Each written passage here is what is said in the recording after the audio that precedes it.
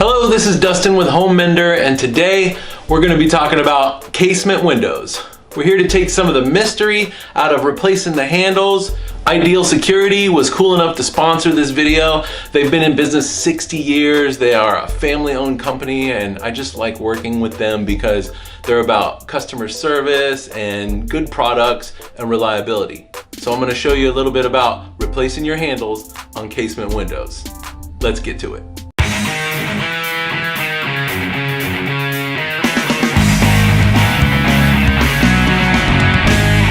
So the two parts we're going to talk about today, the spline and the operator, aka handle and crank. Now Ideal has 4 different kinds. They have the fixed, the fold down, the fold away, and the butterfly. We've got the fold down handle, folds down neatly into the sill.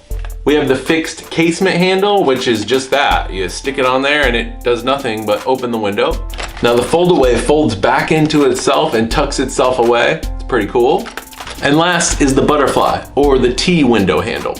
Now not all handles are compatible with all splines, but Ideals are compatible with most of them out there. Now depending on what kind of handle you choose, they're either going to be the snap-on kind or the set screw. Now the snap-on doesn't have a screw in it, it just snaps on. But the set screw comes with a little screw that you need to loosen so you can remove it, and then after you install the new one, you just tighten it down. So before ordering, you're definitely going to want to remove your handle and check your spline. Now this handle doesn't have a set screw, so it must be a snap-on.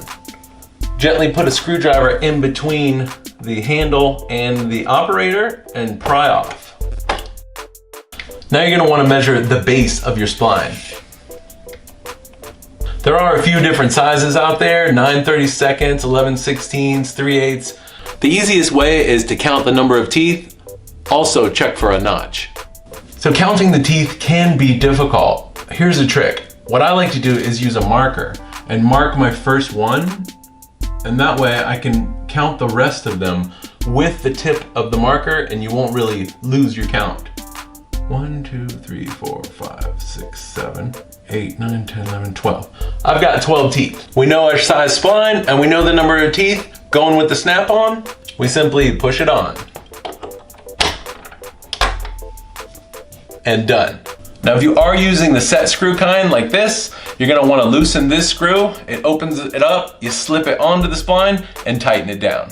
So that's it. I hope we took some of the mystery out of replacing your encasement window handles. If you want to check out Ideal, there's going to be links down in the description to their website and their products. They're awesome. Check them out. So for Home Mender, this is Dustin.